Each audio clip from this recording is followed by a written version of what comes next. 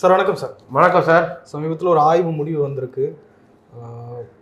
வட மாநிலங்களில் ஒரு சில தொகுதிகளில் பாஜக ஜெயிச்ச இடங்களில் வாக்கு சதவீதம் அதிகமாக இருக்குது, தேர்தல் ஆணையத்தினுடைய அந்த ரிப்போர்ட்டை விட அதிகமாக இருக்குன்னு சொல்கிறாங்க. எப்படி புரிஞ்சுக்கிறது, அதனுடைய பின்னணியை சொல்லுங்கள். ஒரு சில தொகுதிகளை தவிர எல்லா இடத்துலையுமே டிஸ்கிரிபன்சி இருக்குது. Number of votes poll, number of votes counted. சரிங்களா? இது பாயிண்ட் நம்பர் 1. கிட்டத்தட்ட 140 தொகுதியில் மார்ஜின் அதிகமாகவே இருக்குது. இதுக்கு காரணம் நம்ம ஒரு விஷயம் புரிஞ்சுக்கணும். 2 மாதத்துக்கு முன்னாடி உங்கள் யூடியூப் சேனலுக்கும் சரி, 4 மாதத்துக்கு முன்னாடி டைம்ஸில் பேசும்போதும் சரி, ஃபஸ்ட் ஃபேஸ்க்கு அப்புறம் 3 மாதமாக ஃபஸ்ட் ஃபேஸ் முடிஞ்சு அப்பயே நான் ஒரு விஷயம் சொன்னேன். இந்த எலெக்ஷன் கமிஷன் எதனால் ஓட் பர்சன்டேஜை சொல்ல மாட்டேங்கிறாங்க, இல்லை ஓட் பர்சன்டேஜை சொல்கிறாங்க, நம்பர் ஆஃப் ஓட்ஸ் போல்டு ஏன் சொல்ல மாட்டேங்கிறாங்க? உங்களுக்கு சதவீதம் எப்போ தெரியும்? உங்களுக்கு வந்து எலெக்ஷன் கமிஷன் ஒரு விஷயம் கான்ஸ்டன்ட், வாக்காளர் பட்டியல். அது தேர்தலுக்கு 3-4 மாதமே சொல்லிடுறாங்க. நீங்கள் சதவீதத்தை வெளியிடுறீங்க, 57% பேர் வாக்களிச்சிருக்காங்கன்னு. அப்படின்னா உங்களுக்கு எவ்வளோ பேர் வாக்களிச்சிருக்காங்க அப்படிங்கிற டேட்டா தெரிஞ்சாதானே உங்களால் வந்து என்ன சதவீதம் பேர் வாக்களிச்சிருக்கான்னு சொல்ல முடியும். Total voters list, number of people voted, அதுதான் சதவீதம், போல் பர்சன்டேஜ். ஆனால் நீங்கள் வந்து எவ்வளோ பேர் வாக்களிச்சிருக்காங்க கடைசி வரைக்கும் சொல்லலை. கோர்ட்டுக்கு போய் தான் தரவுகள் நம்மளால் வாங்குகிற சூழல் ஏற்பட்டுது. அதே மாதிரி எந்தெந்த சட்டமன்ற தொகுதியில், எது பாராளுமன்ற சட்டமன்ற தொகுதியில் எவ்வளோ தொகுதியில் என்னென்ன வாக்குகள் வந்திருக்குங்கிறதும் ரிலீஸ் பண்ணல. அப்பயே நான் சொன்னேன், இது எதுக்காகனா எங்கெங்கெல்லாம் ஒரு 1000-2000 வாக்கு வித்தியாசத்தில் தோல்வியோட மாதிரி பாஜக இருக்குதோ அப்போ வந்து ஒவ்வொரு கட்சிக்கும் தெரியும், இப்போ இந்த சட்டமன்ற தொகுதி எங்களுக்கு வந்து சாதகமாக இருக்கும், இது சாதகமாக இருக்காது. ஸோ இதெல்லாம் காங்கிரஸுக்கு சாதகமாக இருக்கும், அதுலேயே எந்தெந்த பூத் காங்கிரஸுக்கு ரொம்ப சாதகமான பூத்தோ அதெல்லாம் விட்டுடலாம்ல. இதுக்காக தான் இந்த வேலையை பார்த்தாங்கிறத நான் அப்பயே சொன்னேன். எல்லா விவாதத்துலையும் உங்கள் ஊடகத்தையும் தான் சொல்லியிருந்தேன். அதை நீங்கள் கட் பண்ணி போட்டிருந்தா கூட அது நேரம் ஓடி இருக்கும். இந்த தடவை தேர்தலில் ஒயரில் ஒரு கட்டுரை வந்திருக்கு.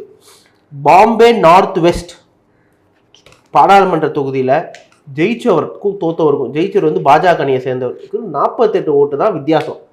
ஆனால் கொஞ்சம் ஓட்டு வந்து ஓட்டு போலானதோட அதிகமான ஓட்டு எண்ணிக்கை கவுண்ட் பண்ணியிருக்காங்க. எப்படி ஓட்டு மக்கள் குத்துனதோட ஓட்டு எண்ணப்பட்டிருக்கு. ஆனால் வெற்றி மார்ஜின் 48. அப்போ நாங்கள் என்ன பண்ணணும், பை எலெக்ஷன் வைக்கணும். மோடி வைப்பாரா? மாட்டார். ஏன்னா அவருக்கு தெரியும் இந்த மாதிரி சதிவேலை சேர்ந்தால் நம்மளால் வர முடியும்னு. ஜெய்ப்பூர் ரூரல், சரிங்களா, ஓட் டிஃப்ரென்ஸ் 1500. ஆனால் எண்ணாத ஓட்டுகள் 900. ஸோ இந்த மாதிரி ஒரு 10-15 தொகுதிகளில் வந்து வித்தியாசங்களுக்கு அது வேகத்தக்கக்கூடிய விஷயம் என்னன்னா, ஒரு சில தொகுதியில் 14000 ஓட்டுக்கிட்ட வித்தியாசம் வருது, ஓட் போலானதுக்கும் ஓட்டு எண்ணப்பட்டதுக்கும். அசாமில் பார்த்தோம்னா பாஜக தான் ஜெயிச்சாங்க, 10000 ஓட்டு போல்டுக்கும் கவுண்டடுக்கும். ஒரிசா போல்டுக்கும் கவுண்டடுக்கும் 9500. சரி, ஒரு எப்படி சார் இவ்வளோ ஒரு வித்தியாசம் வரும்? ஸோ ஆனால் இங்கே எல்லாமே பார்த்தீங்கன்னா நிறைய தொகுதியில் கிட்டத்தட்ட இந்த 100-120 தொகுதியில் வெற்றி மார்ஜின் 2000-3000 மாதிரி இங்கே தான் போகுது. தமிழ்நாடு ஒரு இடத்துல மட்டும்தான் வெற்றி மார்ஜின் வந்து ஒரு தொகுதி தான் எல்லா இடத்துலையுமே வந்து 20,000க்கு மேலே, 30,000க்கு 1 லட்சத்துக்கு மேலே, 2 லட்சத்துக்கு மேலே இருக்கிறது. ஆனால் நம்ம தெளிவாக இங்கே புரிஞ்சிக்க வேண்டியது என்னென்னா, பாஜக வந்து எந்த அளவுக்கு இந்த ஜனநாயக சீரழித்து தேர்தல் வைக்க முடியுங்கிறதுக்கு முயற்சி எடுத்தாங்க. முதல்ல கட்சிகளை உடைக்கணும் அப்படின்னு முயற்சி எடுத்தாங்க. 2வது மத கலவரத்தை உருவாக்கணும்னு முயற்சி எடுத்தாங்க. 3வது அயோத்தியா அப்படிங்கிறத வச்சு ஓட்டு வாங்குவோம், இந்துக்களோட ஓட்டை அப்படிங்கிற முயற்சி எடுத்தாங்க. 4வது அரசியல் எதிர்கட்சிகளை முடக்கணும், அவங்களோட சொத்துக்களை முடக்கணும். காங்கிரஸோட சொத்தை முடக்கப்பட்டது, காங்கிரஸ் பேங்க் அக்கௌண்ட்டை ஃப்ரீஸ் பண்ணாங்க தேர்தலுக்கு முன்னாடி. முதலமைச்சராகிய யார், ஜார்க்கண்ட் முதலமைச்சர் ஹேமந்த் சோரன் அவர்களையும், ஆம் ஆத்மியோட டெல்லி முதலமைச்சர் அரவிந்த் கெஜ்ரிவால் அவர்களையும் கைது செஞ்சாங்க தேர்தலுக்கு முன்னாடி. அது இல்லாமல் மற்ற ரீஜனல் பார்ட்டியில் இருக்கிற முக்கியமான தலைவர்களை பொய் வழக்கு போட்டு பாஜக அணியான இடி ஜெயிலுக்கு அனுப்புனாங்க.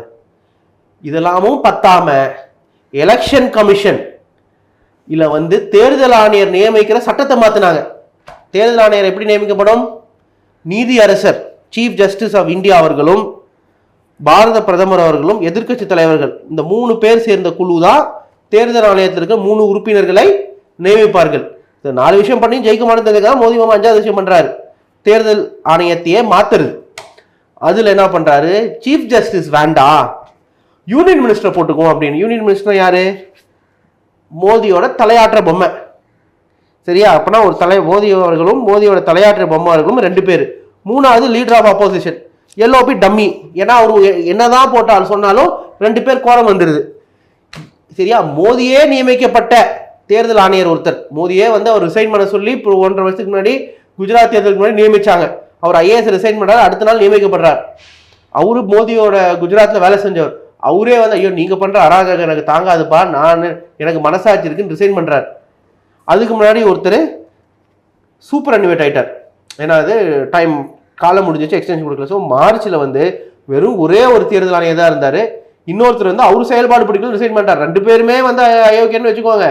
ஆனா இதுல இந்த அயோக்கியம் அவ்வளோ பெரிய அயோக்கியனா அப்படின்னு சொல்லிட்டு ரிசைன் பண்றாரு, மனசாட்சி ஏத்துக்கலன்னு. அதுக்கப்புறம் மீதி 2 பேரை நியமிக்கிறாங்க.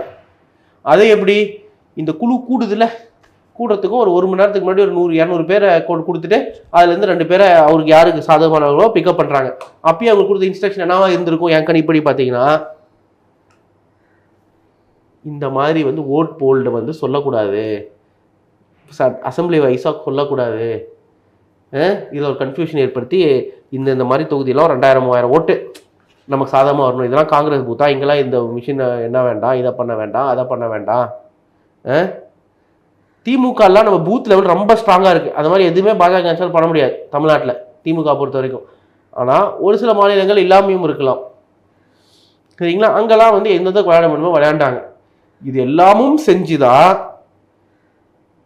இந்த ஒரு மைனாரிட்டி அரசாங்கத்தை வச்சு மோடி ஒரு மைனாரிட்டி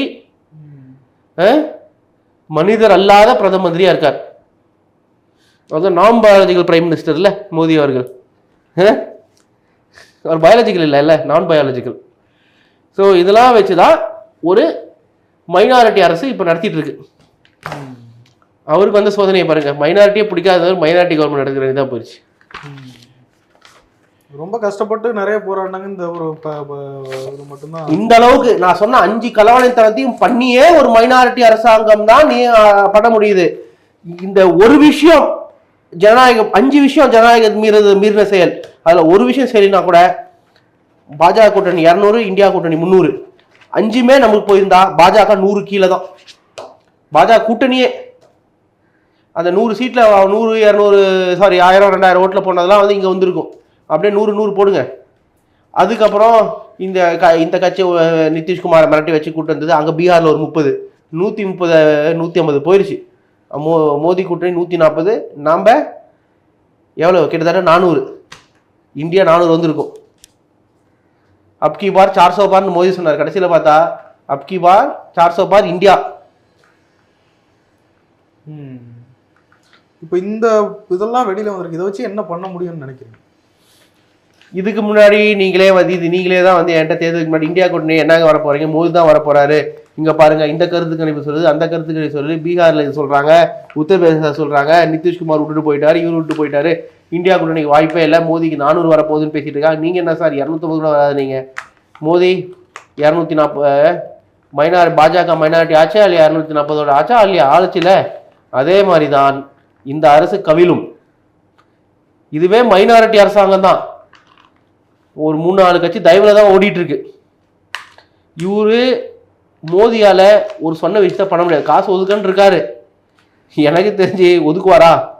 ஏன்னா ஒருத்தரோட பழக்கம் அவ்வளோ சுலபமாக மாறாது. வடை கொடுத்துட்டே இருந்தவருக்கு வடை தான் கொடுக்கணும்னு தோணும், வடையோட சில அல்வாவும் கொடுப்பாரு.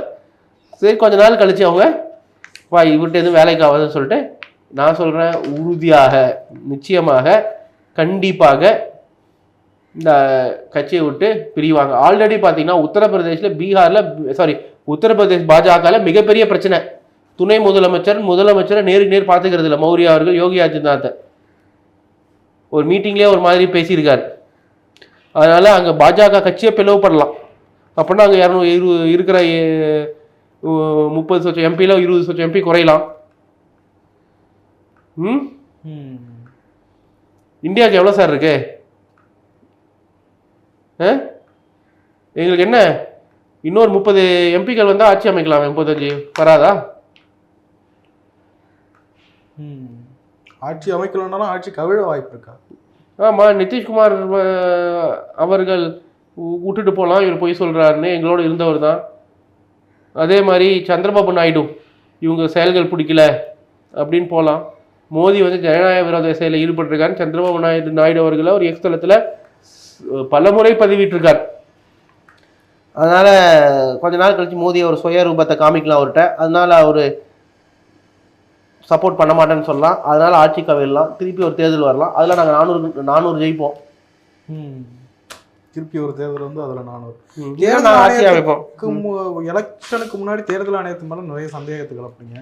இப்பெல்லாம் அது மாதிரி பெரிய அளவில் சந்தேகம். இப்போ தேர்தல் அங்கே அதிகாரிகளே பயந்து போயிருக்கிறாங்க. ஏன்னா அதிகாரிகளே வந்து எப்படினாலும் நம்ம தான் இவ்வளோ ஜனநாயக விரோத செயலை பண்ணுறோமே, எப்படிப்பா ஒரு கட்சி மற்ற கட்சியால் ஆட்சிக்கு வர முடியும்? மக்கள் என்ன வேணாலும் நினைக்கிட்டோம், மக்கள் மோதி மேலே அதுல இருக்காங்க. ஆனால் நாம் ஜனநாயக விரோத செயலை பண்ணுறோம். வெளிநாட்டில் இருக்கிற ஊடகங்கள் எல்லாமே வந்து இந்தியா வந்து ஒரு ஜனநாயக நாடு இல்லை, ஒரு தேர்தல் சதிவேற நாடுன்னு சொல்லிட்டாங்க. ரஷ்யாவில் நடக்கிற மாதிரி எங்கேயும் தேர்தல் நடத்துகிறோம், எப்படி மோடி அவர்கள் தோப்பாரு அப்படின்னு இந்திய மக்களை தப்பாக கணக்கு போட்டாங்க. ஆனால் இந்திய மக்கள் எங்கிட்டே நீ வேலையை காமிக்கிறியா அப்படின்னு சொல்லி எல்லாரும் மோதிக்கு எதிராக போட்டாங்க. அதில் இவங்க இந்த சிலுமிஷம் பண்ணால இந்த அளவுக்கு. ஆனால் அடுத்த தடவை இன்னும் நிறையா பேர் பிஜேபி போட்டவங்க ஒருத்தரும் போட மாட்டாங்க. பிஜேபி ஒரு பெரிய வீழ்ச்சியை சந்திக்க போகுது. அடுத்த தடவை பாஜக ஆட்சியை விடும்போது நான் சொல்கிறேன், அதுக்கு மேலே அவங்க இந்தியாவில் ஆட்சிக்கே வரமாட்டாங்க. பாஜக கட்சியே காணாமல் போயிடும். நாடாளுமன்றத்தில் ராகுல் காந்தி கொஞ்சம் எல்லை மீறி பேசுறதா சொல்றாங்க. எது எல்லை? எது சார் எல்லை? எல்லைன்னா என்ன? எந்த எல்லையை சொல்றீங்க? அது யார் முடிவு பண்றது எது எல்லை மீறி பேசுறதுன்னு? இங்க அண்ணாமலைன்னு ஒருத்தர் இருக்காரு, அவர் எதை மீறி பேசுறாரு? எல்லையை போய் பார்க்க சொல்லுங்க. எல்லையிலிருந்து ஒரு பக்கம் பாகிஸ்தான்காரன் குண்டு போடுறான், இன்னொரு பக்கம் சைனாக்காரன் எல்லையை தாண்டி வரான், டெய்லி நம்ம இடத்த எடுத்துட்டு இருக்காங்க. அந்த எல்லையை பார்க்க சொல்லுங்க, மீதி எல்லையை நாங்க பாத்துக்கிறோம். கேள்வி கேட்டா எல்லையை மீறதா? பொய் பேசுறாரா அவரு? உண்மையான கேள்வி தானே கேட்கிறாரு. இங்க அண்ணாமலை மாதிரி ஒவ்வொரு நாளும் பொய் பேசுறாரா? அம்பானி அதானியே A1A2ன்னு குறிப்பிடுறாரு, சரிங்களா? ராகுல் காந்தி சரி, என்ன அவங்களுக்கு பாரத ரத்னா கொடுத்துடலாமா? 2 பேர்த்துக்கும் இந்தியா நாட்டு மக்களுக்கு வந்து ரொம்ப நன்றியை செய்றீங்க, நல்லது செய்றீங்க. உங்கள மாதிரி வந்து நேர்மையான மக்களே இந்த பாரத நாட்டில் கிடையாது. அதனால நேர்மையா இந்திய நாட்டு இளைஞர்களுக்கு வேலை வாய்ப்பு உருவாக்கி கொடுத்தமைக்கும், இந்தியாவில் வறுமையை ஒழிச்சதுக்காகவும், இந்தியாவில் ஏழை மக்களுக்கு படிப்புக்காக உதவி செஞ்சதுக்காகவும், இலவச மருத்துவம் 10,000 கோடி ரூபாய் செலவழிச்சதுக்காகவும் பாரத ரத்னா கொடுத்துடலாமா? அவங்க எங்கிருந்து சார் காசு வருது? எல்லாமே உங்க பணம், ஏன் பணம், சரிங்களா? எல்லாமே அரசாங்க அசட்டை சீப்பான ப்ரைஸில், அவங்களுக்கு த்ரோவே ப்ரைஸில் போயிருக்கு. குஜராத்தில் ஒரு ஏக்கர் 1 ரூபாய்க்கு கம்மியாக அதானி கொடுத்துருக்குறாங்க. அதை அந்த இடத்த சரி பண்ணி அவரு பல ஆயிரம் கோடிக்கு வித்துட்டார். அந்த காசு யார் காசு? மக்கள் காசுங்க. கார்பரேட் வரியை குறைச்சிருக்கிறாங்க. எவ்வளோ? 35% 22%. இதனால வருஷந்தோறும் நமக்கு 2 லட்சம் கோடி நஷ்டம். 2 லட்சம் கோடி இருந்தால் இந்தியா ஃபுல்லாக சத்துணவு, காலை உணவு திட்டமும் சரி, மதிய உணவு சரி, எல்லா மாநிலத்துக்கும் ஒன்றிய அரசே வழங்கலாம். பெட்ரோல் டீசல் விலையை 30 ரூபா 35 ரூபா குறைக்கலாம். எதுக்காக பண்ணியிருக்கீங்க? இந்த 2 லட்சம் கோடியில கிட்டத்தட்ட டாப் 2 கம்பெனி அதானிக்கு அம்பானிக்கு மட்டுமே 50,000 கோடி குறையுது. அதனால தான் அப்படி சொல்றாரு. அதானி ஸ்கேமை பார்த்தோம். ஸ்டாக் மார்க்கெட் ஸ்கேமில் யார் கெயின் ஆகிறா? எக்ஸிட் போல்னு ஒன்று நடத்துனதே எப்படி? எக்ஸிட் போலுக்கும் வந்த ரிசல்ட்டுக்கும் சம்மந்தம் இருக்கா?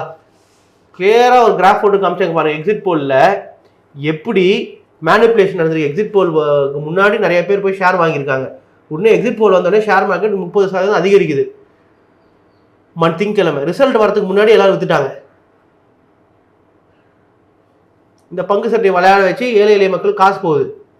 அதனால அவர் சொல்றது எந்த தவறுமே கிடையாது. ஹிண்டன்பர்க் ஸ்கேண்டலில் பார்த்தோம் பங்கு சந்தையில் எப்படி விளையாண்டாங்கன்னு. என்னதான் பண்ணாலும், எவ்வளோ பெரிய பலமிக்க எதிர்கட்சியாக அமர்ந்திருந்தாலும் மோடி அரசு செய்கிறத எதையுமே தடுக்க முடியல. எதை தடுக்க முடியல? எவ்வளோ விஷயம் தடுத்துருக்கோம். எதை தடுக்க முடியல? எதை தடுத்தீங்க? என்ன தடுக்க முடியும்? அவங்ககிட்ட தானே மெஜாரிட்டி இருக்கு.